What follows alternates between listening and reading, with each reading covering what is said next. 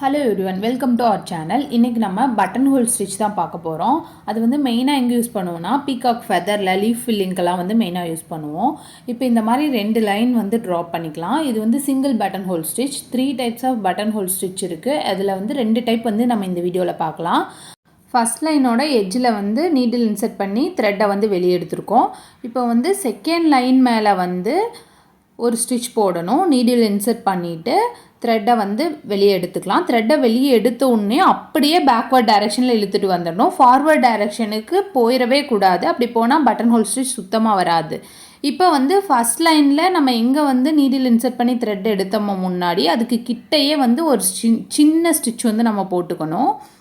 போட்டுட்டு ஃபஸ்ட் லைன்லேயே வந்து கொஞ்சமாக தள்ளி லைன் மேலேயே வந்து இன்னொரு ஸ்டிச் வந்து போட்டுக்கணும். போட்டுட்டு செகண்ட் லைன் மேலே கொண்டு போய் அடுத்த ஸ்டிச் வந்து போடணும். அந்த கேப் வந்து சேமாக இருக்கணும்.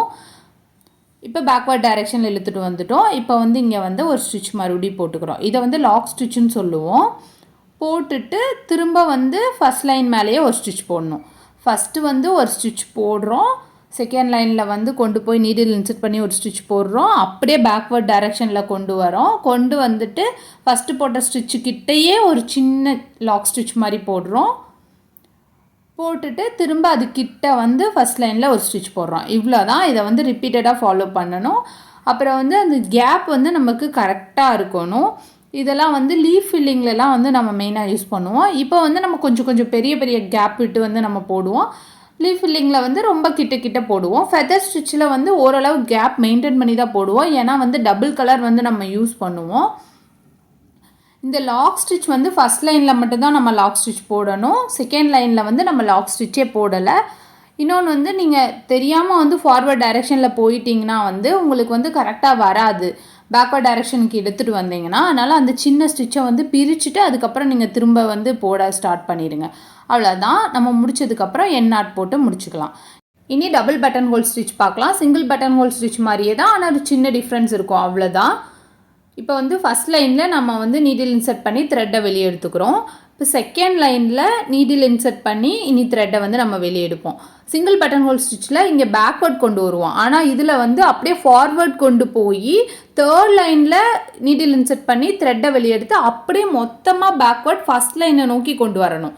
இங்கே வந்து ஒரு ஸ்டிச் போட்டுட்டு அப்படியே வந்து ஒரு லாக் ஸ்டிச்சும் போடணும். ஏன்னா தேர்ட் லைன்லேருந்து நம்ம கொண்டு வரோம். ஸ்டிச் போட்டு மூவ் பண்ணோம்னா மூவ் ஆகி தெரியும். அதனால் இங்கே ஒரு ஸ்டிச் போட்டுட்டு லாக் ஸ்டிச்சும் வந்து நம்ம போட்டுக்கணும்.